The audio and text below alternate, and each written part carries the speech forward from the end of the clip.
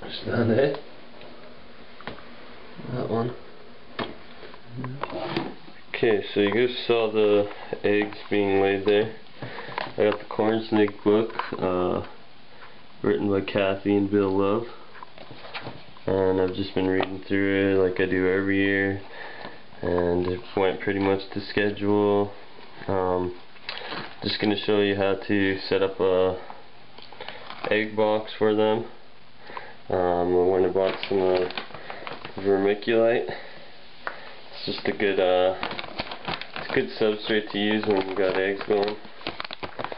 So you want to fill a container with some of this and add water to it. Not too much water, not to the point where you're where you can squeeze water out of it, but you want it to be moist. And I'm going to show you guys a good way to gauge how moist it is exactly. So just give me a minute.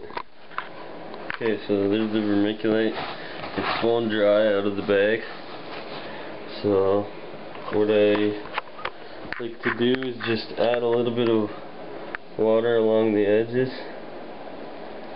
and it'll soak it all up rather well. You don't want too much. You don't want it to be soaking wet. And you mix that in until it starts getting a little clumpy and not too wet. You can also spray it down, and don't forget you want to let this stuff sit in room temperature for a bit, so it's not shocking the eggs if it's not the exact temperature as where she laid them. Okay, so once you think you got that pretty much where you want it, you take a sheet of plain paper, cut it to about the size of the container. Look at her. She's wondering what's going on. So cut it to about the size of the container. Give me 1 second here. Okay, so I cut that. Basically that's just going to go on there. And you want to make sure it's an airtight container. And with the lid on there and stuff, you give it a little bit of time, a couple hours while it's adjusting to temperature, and you'll be able to see if the paper's bone dry, then obviously it's too dry. But if it's slimy, wet, then obviously it's too wet.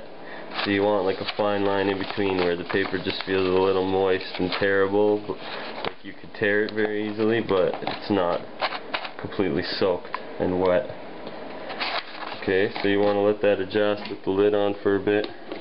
And then I'm going to show you removing the eggs and candling them, because I'm pretty sure a bunch of these eggs were infertile. Yeah, I've had that on here for a while now, and you can see like it's kind of moist. You don't want it slimy like that, but this is just from the moisture dripping down on it, so it's not too bad. I'm going to go ahead and try to put some eggs in here. Okay, so you can see she's laying a whole bunch of eggs. It's really hard to tell at this point though if they're fertile or infertile. She's still laying some as we go, so we don't want to disturb her too much. There's one clump over here on this side, so I'm going to try to get at that. I got to turn the camera off. Just because the eggs can start to stick together, and if you can, you want to separate them before it's too late. So I'm just going to turn this off and try to do that. Okay, so I got a few of the eggs out without disturbing her, and you can see that it looks like these ones are good and the rest around it are yellow. This one might be good on the bottom too. So basically what happened is not all the eggs got fertilized. So I'm going to double check. Can you pass me that flashlight? No, this is not. So I got this handy iHerb candler, and you could basically shine it in there and you can see. If you see veins in there, it might mean that it's still fertile, and in there there's veins. That one has veins, that one has veins. So maybe I'm wrong.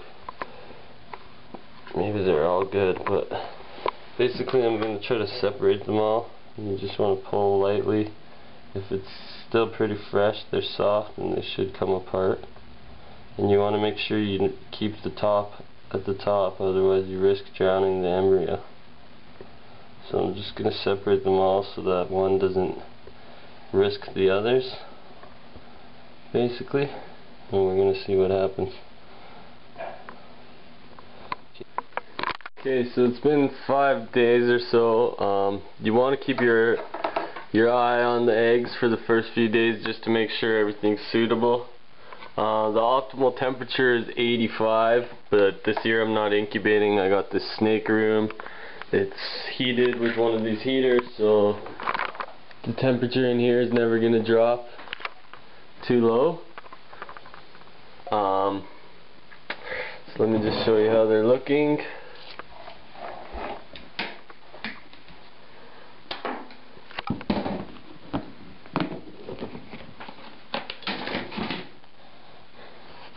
Now I'm pretty sure those ones were all infertile. I'm just gonna leave them in here for a bit, but they're starting to succumb to mold and get smelly, so pretty much guaranteeing none of those ones are fertile. As opposed to these ones, you can tell they're all nice and white and looking good. So you just want to be checking on them often, make sure it's not too moist, not too dry. If it is a bit too dry, you can always give it a spray. And yeah, so just with the optimal temps of 85, it usually takes about 60 days.